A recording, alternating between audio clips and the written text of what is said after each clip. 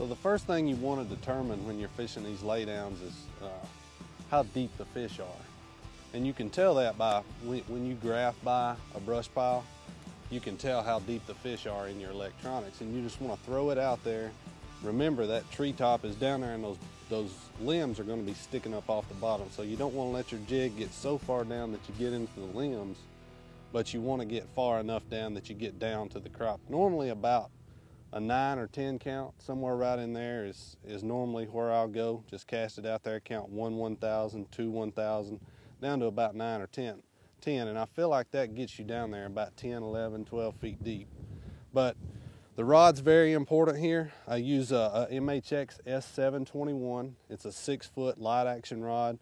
I use a 32nd to a 16-ounce jig head, so you know you want a rod that's pretty light, 4-pound test line, so you don't want to be breaking fish off. This rod's got a lot of give in it, and it works really well.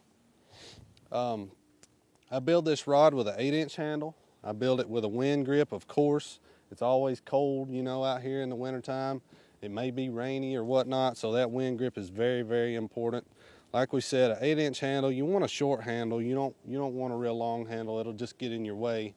I use the CRB Elite Guide system on here. And all that combined just makes up for the perfect crappie fishing rod. Girl. Come here. This one.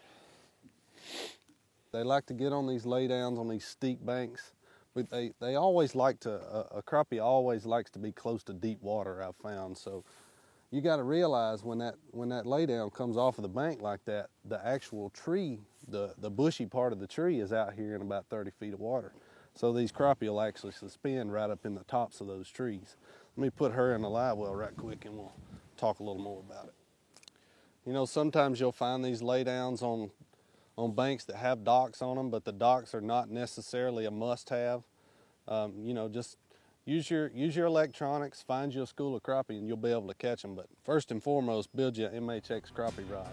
This is the MHX S721. It's a 6-foot light action rod, really, really good crappie rod. Check it out from MHX Rod.